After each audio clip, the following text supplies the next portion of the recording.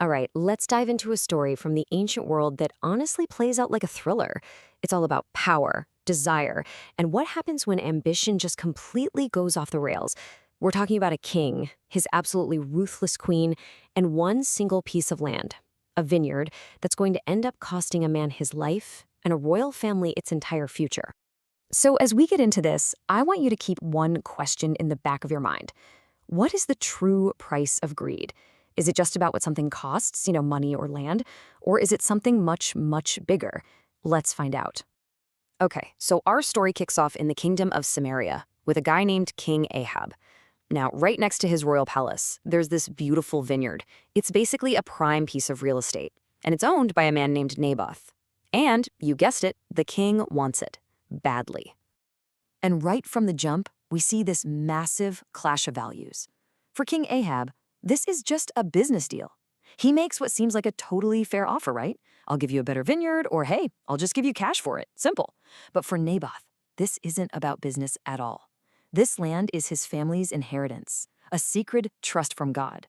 To him, it's just not his to sell. And Naboth's reply just says it all, doesn't it? This isn't some negotiating tactic. It's a powerful statement of his faith and his duty. He's basically telling the king, look, there's a higher authority than you, and that authority forbids this deal. For Naboth, this is a line in the sand he absolutely will not cross. So, how does the most powerful man in the entire kingdom react to being told no?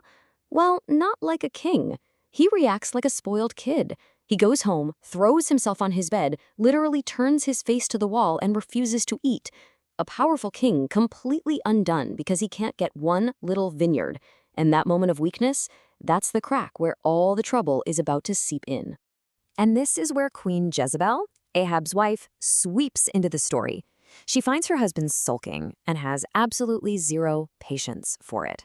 See, where Ahab sees a roadblock, Jezebel sees a green light to take matters into her own hands. You can just feel the contempt in her voice. Is this how you act as king? She's questioning his power, his whole identity as a ruler. And then, with this chilling confidence, she makes him a promise. She tells him to cheer up because she'll get them the vineyard. And notice, she doesn't say we'll get it, she says I'll get it. And just look at how she does it.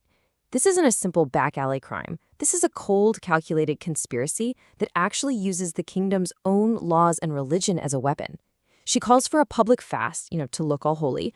She gives Naboth a seat of honor just to make his public downfall that much more shocking. Then she hires two liars, scoundrels, to accuse him of the two worst crimes imaginable, blasphemy and treason. It's a brilliantly evil plan designed to look like perfect, legal justice. So, the plot is in motion. Letters sealed with the king's own ring have been sent out. The price for that little vineyard is about to be paid, and it's going to be paid in blood. And check out the brutal efficiency here. The city's elders and nobles, they just do it. They get Jezebel's orders and carry them out without a single question. It's terrifying.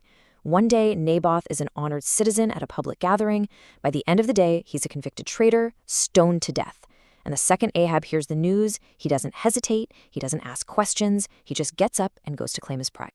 This is what Jezebel tells Ahab. It's so blunt, so completely empty of any emotion. She doesn't say justice has been served. She just says the obstacle is gone, the man is dead, the property is yours. It's just a transaction to her, a truly chilling way to look at murder. But just as Ahab is strolling through his new vineyard, probably feeling pretty good about himself, the story takes a huge, dramatic turn. A new player enters the game, sent by that higher authority Naboth was talking about. Divine justice is about to crash the party. Just imagine the scene for a second. The king, finally standing on the ground he coveted so much, suddenly comes face to face with his greatest critic, the prophet Elijah. And the timing is perfect, isn't it? This whole confrontation goes down on the very scene of the crime. There is literally no escape. Elijah does not mince words. He hits him with this two-part accusation that just cuts right to the bone. See, it's not one crime. It's two: murder and theft. He makes it clear. Ahab didn't just kill Naboth. He killed him in order to steal his land. The motive is laid completely bare. And then comes the sentence. And wow, it is brutal, it is specific, and it is a perfect example of poetic justice. The punishment is designed to mirror the crime. The blood that Ahab spilled is going to be answered with his own blood, licked up by dogs just the same. This isn't just a threat of death. It's a promise of a disgraceful, gruesome end. But the curse doesn't stop with Ahab. Oh no, it extends to his entire family. His sons will be killed, his whole dynasty wiped out.